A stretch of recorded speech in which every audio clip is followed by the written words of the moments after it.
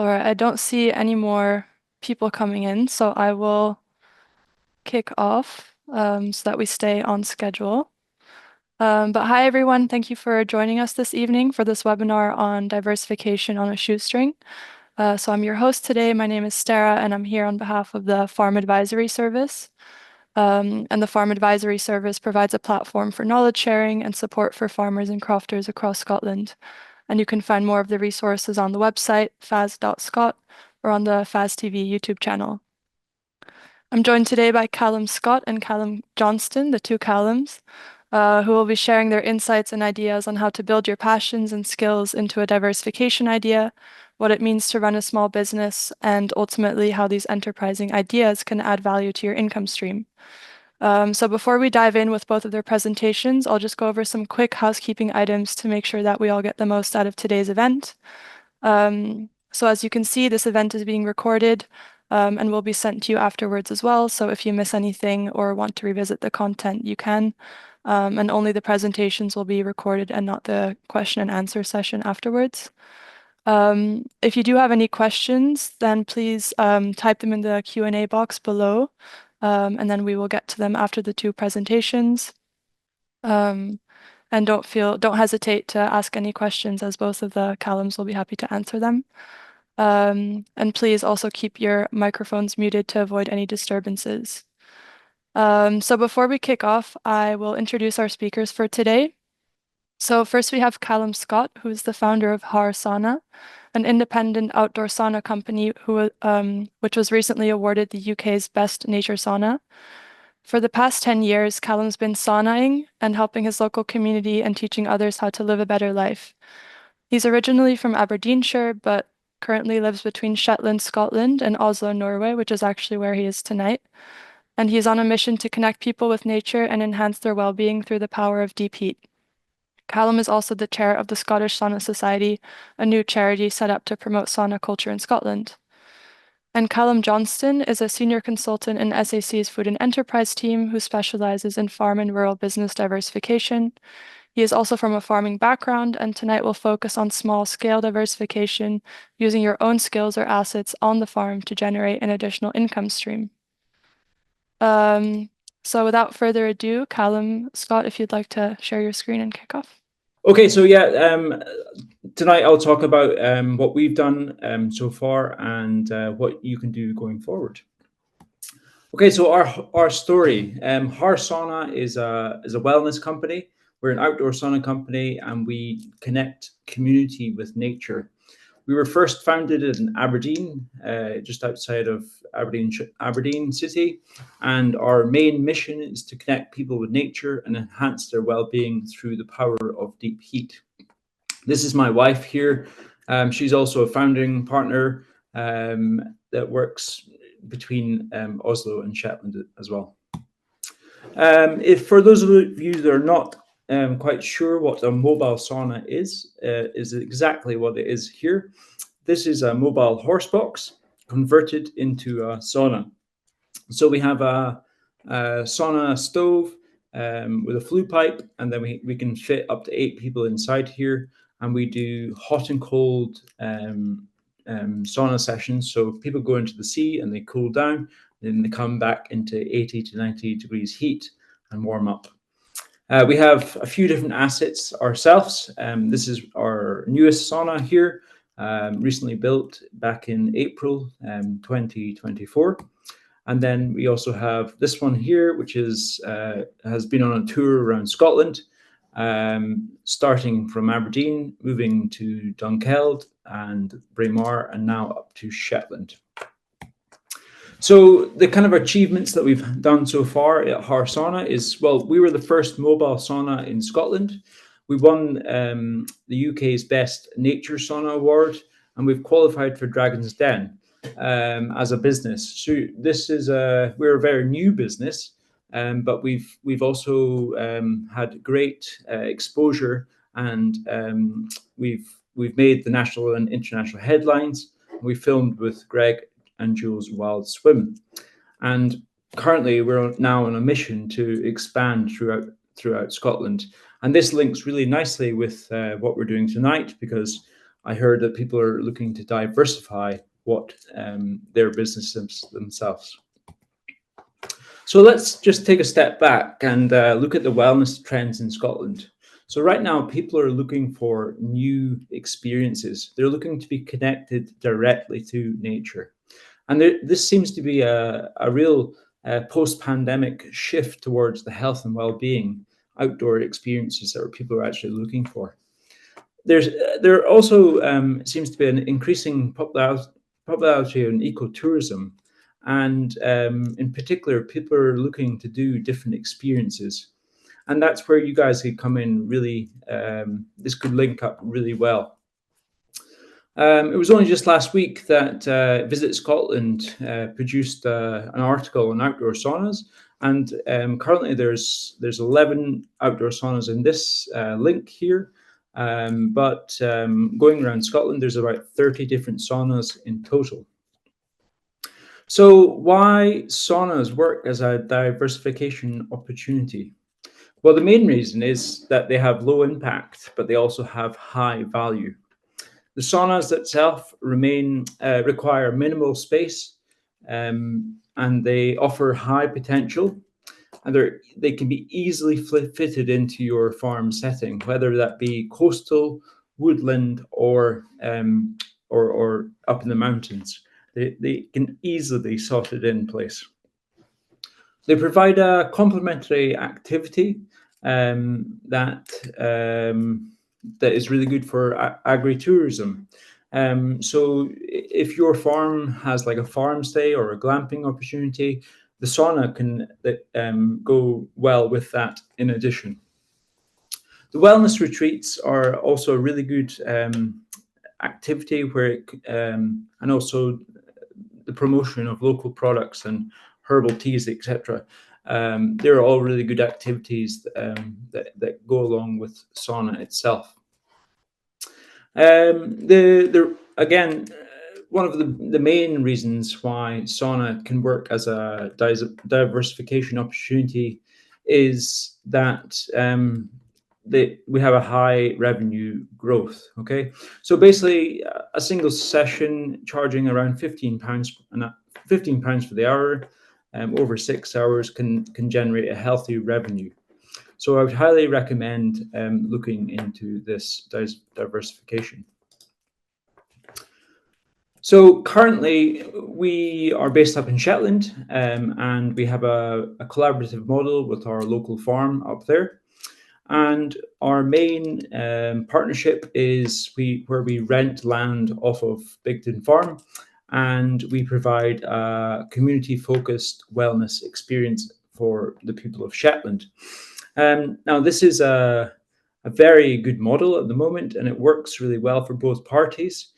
We run the sauna, and the farm gets a monthly rent every single month.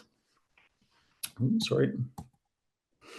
So the good thing about us is Haar Sauna is aligned with Bigton's farm values. So we're starting to become sustainable. We have the same sustainable practices, and we work together on social media, promoting and showcasing Shetland. And we highlight Bigton Farm's unique rural charm and natural beauty of St Ninian's Beach. Now, one of the really good thing about our model is that we're starting to inspire other people to do the same thing. And we're showing that this kind of model can work and it does thrive in remote locations like Shetland. And it serves as a really good model for other landowners who are thinking about diversifying. So here's my call to action for you guys. We would like to expand Haar Sauna's reach, and we would like to bring our brand and bring our saunas to your locations throughout Scotland. Here's an example of our kind of brand. We want to deliver the power of deep heat and create a new experience for new people in different areas. So we're looking for forward-thinking farmers who would like to diversify, and we're also seeking the landowners to host our saunas on your land, and either lease the land itself, so that we can run our business, or have some sort of profit share model, ensuring growth and sustainability for both of us. Joining us would be developing Scotland's wellness economy and leveraging your farmland to create serene, natural-based sauna experiences. This is a fantastic opportunity. We're right at the start of the outdoor wellness scene, and if you would like to be part of this, then please do get in touch. So Haar Sauna is super excited to grow alongside Scotland's farmers. With your land and our expertise, we can build a network of rural retreats that will bring well-being to people while fostering a sustainable tourism. Let's create this future together. Thanks so much. Take care. Thank you so much, Callum. That was great. And yeah, we can share the presentation with participants as well afterwards, so that they have your contact details if they do want to get in touch following your call to action. So that would be great. I'm also very open to questions as well. So if you have any questions, feel free to put them in the chat and I can respond to you. Great, yeah. Yeah, we can do questions at the end. I definitely have some if other people are still thinking of their questions, but in the meantime, I'll let Calum share his presentation. Okay, good evening, everyone. I'm Calum Johnston, the other Calum on tonight. So I work alongside Stera in the Food and Enterprise team at SAC Consulting, and I've been here now for coming up 7 years, 7 years in April. I come from a farming background.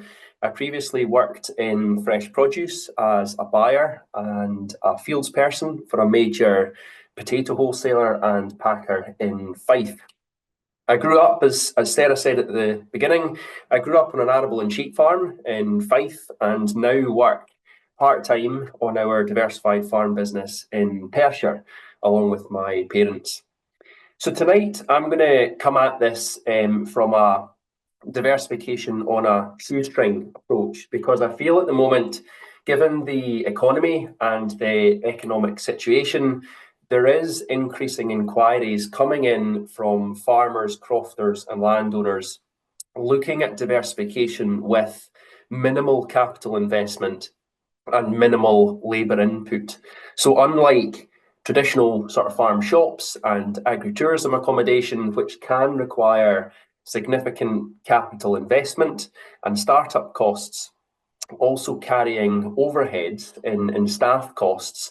Tonight, what I'm going to do is focus on the things that you yourself could do, which adds value to your own skill sets or skill sets of your family, or indeed small enterprises, like what Callum said, which adds value to the land, buildings and machinery on the farm. I often get asked by farmers, what should we do to diversify the business? Now, for me, I don't believe it's my role to tell you what you should or shouldn't do.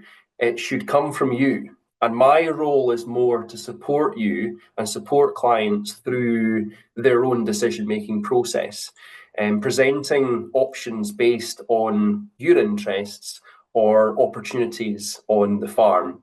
Because every farm is different, every farm business is different, and what might suit one business, location, and say family circumstances might not suit another. So why start small? If you're diversifying for the first time, I think it's really best to start small and build gradually over time. There is less financial risk by starting small, lower startup costs, reduced borrowing if you need to borrow money, and potentially lower overheads as well. Starting small helps to build confidence and learn, I guess, from any mistakes that you make along the way.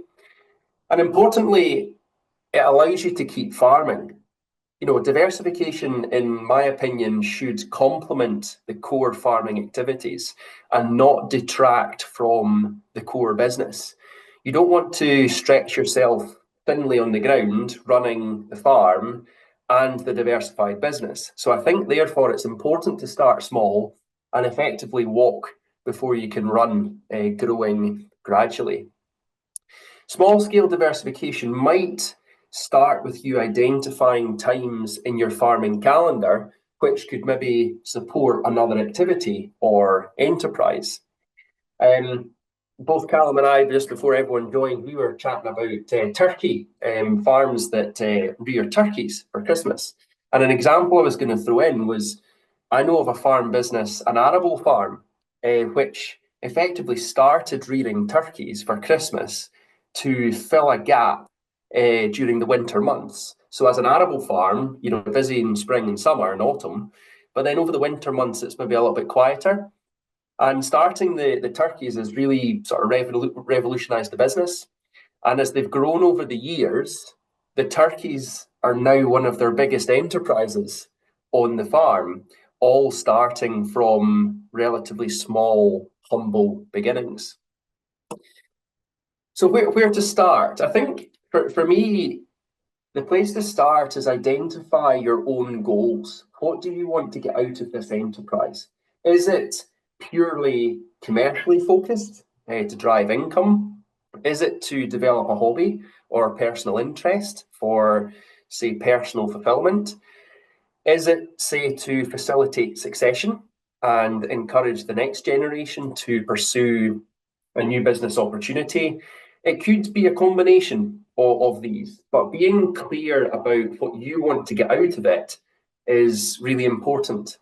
I think as farmers, we're all very guilty at looking over the hedge and seeing what other people are doing. And we are naturally influenced by other farmers. You know, if your neighbour starts combining or starts cutting silage, then that can be the trigger for you to start combining or cutting silage too. You know, we all do it. You know, we admittedly are bad at it as well. Now, I draw a similarity with diversification because over the past 2 years or so, we get loads of inquiries from landowners looking to start glamping businesses. And one of the first questions that I ask them is, do you want to engage with the public on your farm? And often the answer is no. But what they're doing is they're looking over the hedge and they're seeing others doing glamping. So for me, diversification should be unique to you, your business, and your goals. One of the best quotes I heard recently relating to diversification came from Jasmine Jackson from Jackson's at Jedburgh. Now, some of you might know Jasmine and Fenwick. They were one of 3 finalists of this year's Scottish Farming Awards Diversified Farm of the Year. And Jasmine said to me, as we were judging the awards, she said, have a vision plan, not just a business plan. Without a clear vision for your future, how do you know what you're working towards? And Jasmine explained that it's vital in farming to have clear personal goals and don't necessarily be influenced by the things going on around us. Cut through the noise and do what's right for you and your family. And I thought that was fantastic and something really to take away.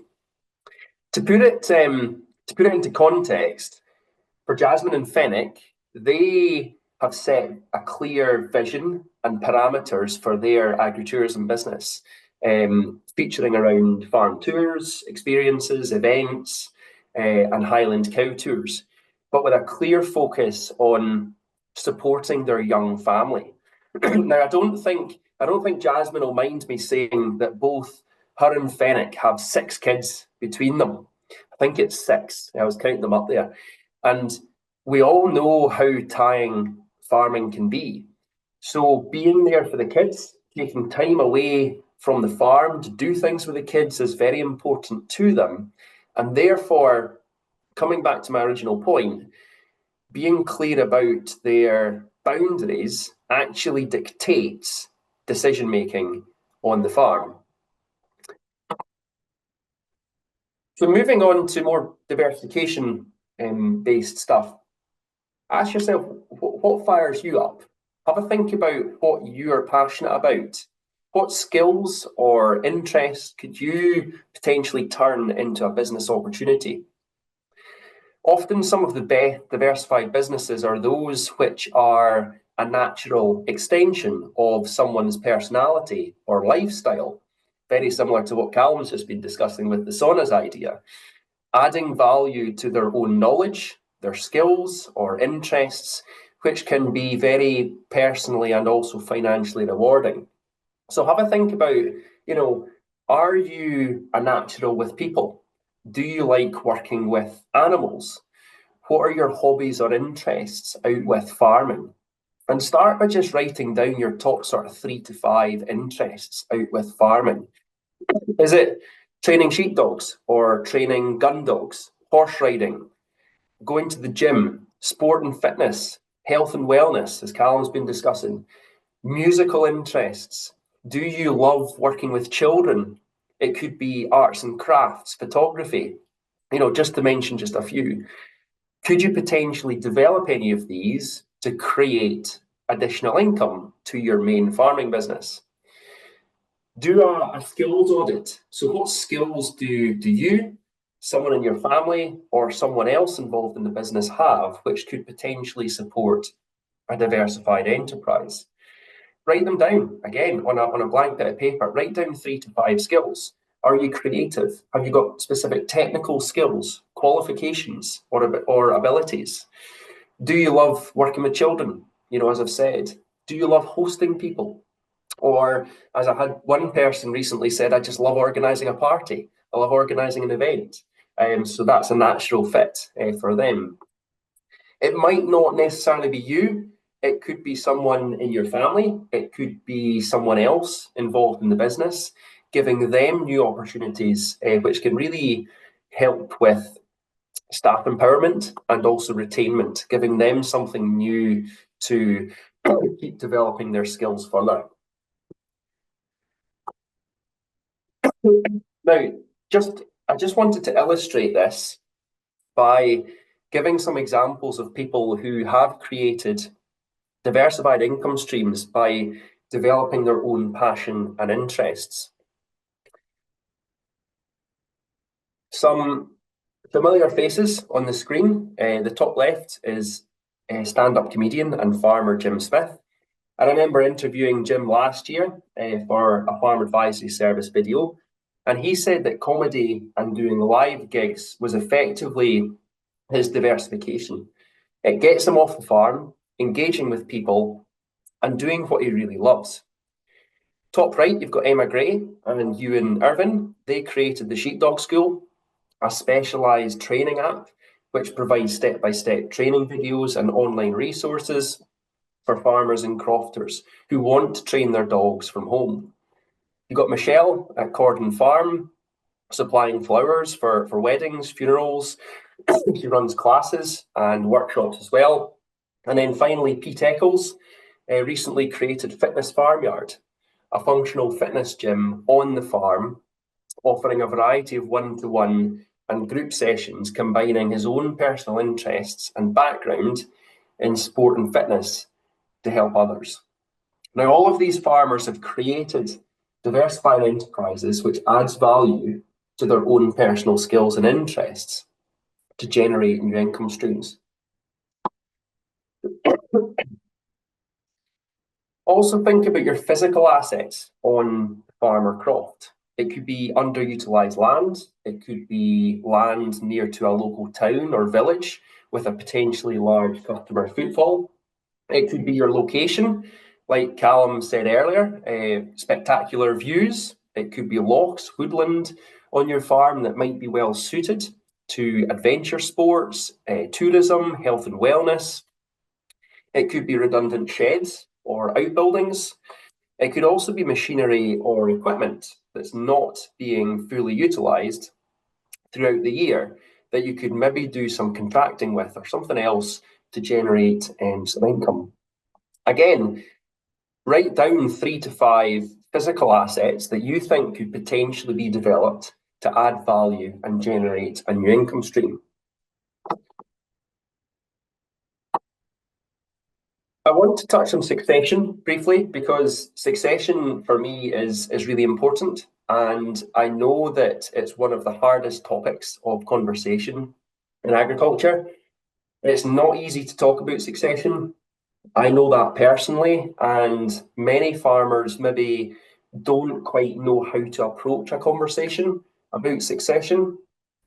Now, a conversation about diversification and the possible future opportunities on the farm can actually softly initiate a conversation about succession without it feeling like this big thing that no one wants to talk about. Obviously, it depends on the age and stage of your family, if you have family, but it's a good opportunity to get their input and their ideas. Diversifying can create opportunities for family members who maybe want to get more involved in the farm, but perhaps at the moment there isn't currently a role for them, or maybe the farm as it stands can't financially support another person. Diversification can possibly be the solution to that. Diversification can encourage the next generation to drive an enterprise that they are interested in, gain experience and build confidence, which ultimately, in the long run, is going to benefit the wider farm business in future. Excuse me, I'll take a drink. 2 more slides before I lose my voice. The next steps. Okay, so once you've focused your ideas, then it's time to do more detailed market research to fully understand the pros and cons of the idea, the impact it might have on you, the farm, the time commitment involved, and potential financial implications as well. Start by doing a competitor analysis. Who are your competitors? What do they offer? Where are they based? What are their price points? Which segment or segments of the market do they target? Complete a gap analysis to identify any gaps in the market or opportunities for you to create a unique selling point or a point of difference. It could be legislative requirements, health and safety. Are there any specific qualifications that you might have to get to be able to run this enterprise? It could be insurance, planning permission, staff requirements if you need staff. And as well as do some partial budgets to understand the capital investment required, the cash flow, and the return on investment. And this will all help to refine your idea further before diving straight into it. Finally, from me, some support that is available. A question that always comes up is funding. Is there any funding? So to answer that question, currently there is no capital grants available for diversification. And I personally don't foresee anything coming available in the near future. There is, however, funding to support you with business planning and business development. So specialist advice is available through the Farm Advisory Service, where the Scottish Government will fund 2 specialist advice options per business, with up to £1,600 available per specialist advice option. Now that covers a range of topics, including farm business efficiency, which is just another way of talking about diversification, and also succession planning, as I've spoken about earlier. It's open to all farming and crofting businesses, provided that you're registered in Scotland and hold a business reference number, a BRN number. All the information about this fund, along with the application form, can be found on the website, which looks a bit like this, www.fast.scot, or just get in touch with myself, Stella, or call the helpline, and we can help take it from there. Hopefully that's been of interest and useful to you. With that, I'll stop. I'll take a drink of water before my voice goes completely. And yeah, I'll hand back to Stella for any questions. Thank you. Thank you so much, Callum, for that presentation and kind of running us through the sort of tangibles and steps of what diversification on a shoestring actually means, and kind of hopefully helping people formulate their ideas and realizing that a lot of it actually starts with passion or interest and kind of going from there, and not necessarily this huge business plan, which people might often think. I saw that there was a question in the Q&A box, which Callum Scott already answered, but sort of going on the back of that. So someone asked what the profile of the average sauna user is, and Calum Johnston, you spoke a bit about doing market research as well, and I guess maybe a question for both of you, but starting with Callum Scott, is to what extent did you do market research before actually starting with your business idea and implementing it, or how did it sort of come about for you, and what was your process?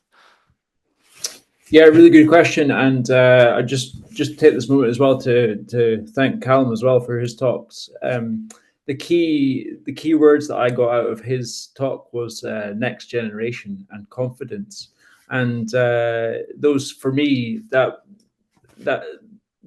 was the two words I used in my business model as well. I was thinking about what's next, what's the next gap in the market, and having the confidence to actually to make the difference and build something completely different. But going back to your question, Stera, market research, we were quite lucky because we were the first sauna in Scotland, first outdoor sauna in Scotland, and the market research was that there wasn't any other product like this in Scotland. So we were quite we were able to adapt quite quickly to change that. Since then, there has been other people come into the market. So I think there's now about 30 other small sauna companies in Scotland. But the good thing about that is that everyone's busy. And the more people read about sauna, the more people will be interested, the more people will come, which means there's the need for more sauna in Scotland. So one of the things I can say about that as well is that in Norway and Finland and other Scandinavian countries, there's only about 5 million people that live in Norway, but there's something like 1.5 million saunas in the whole of Norway. So there's room for expansion for sure. Yeah, thank you. And I saw in that answer that you gave as well that, you know, you were quite descriptive of the sort of people that come and visit the sauna. So it's quite a wide age range and type of people that like to visit. But you were saying, you know, like the outdoors and like perhaps doing sauna in a combination with complementary activities. So is that something that sort of evolved over time as you ran the business, or is it something that you is it a sort of target audience that you had in mind beforehand? Yes, so up in Shetland, there's limited experiences for people to do. And it seems at the moment our target audience is around the age of 25 to 65, but majority are women, maybe going through menopause, and maybe they're seeking a new lease of life. It's a fantastic opportunity, and if you haven't tried it, I would recommend to try as soon as possible. I saw. Oh, sorry, Callum. Yeah. Sorry to jump in, Stera. Can I just pick up on what Callum was saying? I think one of the key things that I took away was you've identified a real gap in the market. You know, with the Haar sauna idea and the concept. You know, let's be honest, saunas have been around for quite some time, but there is, I guess, would it be fair to say, Calum, that around about COVID time, people now really appreciate health and wellness and now take a sort of bigger focus on health and wellness, and that's opened up an opportunity, but also you've been very innovative in tapping into that gap in the market. And Yeah, it's amazing to see where it's come. I guess a question I've got is, where do you see it going in future? Yeah, a really good question. So it was just last month we went through some funding opportunities to expand our own business, and we used HIE and Scottish Enterprise to help with that. And going in the future, I believe that people want to be even more connected to nature. So one of the things that we looked at doing was providing floating sauna opportunities. So you have a body of water and you literally have a sauna on the lake or the loch or in the sea, and people use that experience like that.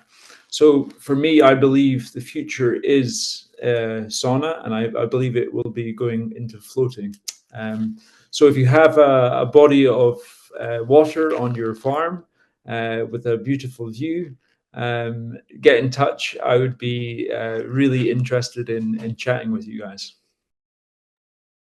I don't think I've ever heard of a floating sauna before, so I'm definitely intrigued. I'll get to some more questions in the Q&A box. So somebody asked or said, adding value to the land, machines, and the farm now carries the risk of putting the assessed value of a farm above the IHT threshold, so very topical. How can diversification be done in such a way that it adds nothing to the calculated value of a farm? Oh, I was going to say, big Callum, do you want to question. come in? But that could be confusing. Yeah, big question, a good question, and actually a very technical question. Understandably, the whole inheritance tax thing following the autumn budget is quite topical. What I would say to this person, I'm not sure who's asked, but I would say take professional advice from a financial advisor, speak to your accountant, because I'm not qualified to give any particular financial advice around potential tax implications. Sometimes we do get asked from accountants to input, but my first line of inquiry, if you're worried about it or considering it, is speak to your accountant. Thank you. A question for other Callum. Could you please explain more about how the lease agreements normally work? Yeah, really good question. So currently, we look for rental locations for our sauna units, and we agree on like a fixed term lease with the landowner. So that is one option that we do at the moment. But we also have the option where we have the sauna unit and we can rent the sauna unit directly to yourself, and you can do it yourself. The second option is a bit more challenging because running a sauna is quite difficult. Yeah, if you're interested in finding out more, please drop me an email, and we can set up a time to chat. And another question for you, Callum. Could you say anything about your initial outlay and costs to get you started? Yeah, so the outlaying costs, it can be quite steep at the moment because of the price of materials, and also because their sauna itself is everybody wants to do it right now. So there's a lack of materials. So yeah, you could spend up to 25K building a sauna yourself. However, if you go through us, it's slightly better. Thank you. I have another question, which is perhaps for Calum Johnston or for both of you, but kind of going off of the previous question, I guess in today's sort of climate and with potential, economic or political barriers, Calum Johnston, you spoke about looking to the future. What are your main sort of points and tips about why diversification, or why do you think diversification will remain relevant or is still a good still a good thing to opt for as a business strategy? Good question. Yeah, good question, Stella. I think I think for me, although I'm slightly biased as a diversification consultant, I think diversification is going to play an even bigger part of the future of farming. I just think everything we're seeing at the moment, food security, I think with the economic landscape that we're living in, the viability of many family farms, I think diversification and generating additional income streams can only be a good thing. And it also, as I said during my presentation, it also opens opportunities for succession.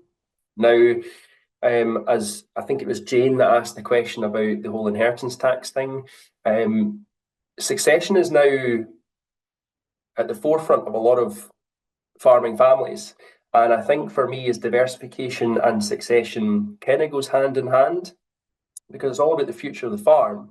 And yeah, I foresee diversification becoming more important to family businesses, and yes, it's a great opportunity not only to spread risk, but also just for farmers to do more. I don't want to say interesting things, because farming is interesting, but to do more things that is perhaps not your traditional farming or crofting. So yeah, there's loads of opportunities. I have to agree with your Calum as well. I think for me, it's all about the next generation. So you want to develop and expand your farming needs to provide for the next generation. Now, if you look back maybe 20 years ago, let's take the salmon industry, for example. There was just standard salmon farming, and then now people wanted organic salmon, so they started farming in a different way, and they diversified, and in turn they've made more money in that sense. So yeah, I think the best way to diversify is to think about the next generation and find out what they want, and then adapt your business from there. Thank you both for providing your insights on that. And I think, yeah, that connection between succession and diversification is really evident from both of your presentations and experiences as well. So I'm sure that's helpful for a lot of people. And yeah, I think we've gotten through all the questions. I haven't seen any new ones popping up in the Q&A. So we're a little ahead of time, but I'm sure everybody would love to get 15 minutes back in their evening. So yeah, I'll just thank you both so much for sharing your expertise and coming online this evening, and also for everybody who participated in the Q&A. And yeah, before we wrap up, I'll just remind you to keep an eye on your inbox, because we'll be sending out the presentations, which will have the contact details of both speakers, as well with the recording. So if you'd like to watch it back, you can. And we'll also be sending a short survey after the webinar. So please let us know your thoughts, if you have any, for anything that we can improve for next time. And yeah, thank you for joining us today, and we look forward to seeing you at the next event.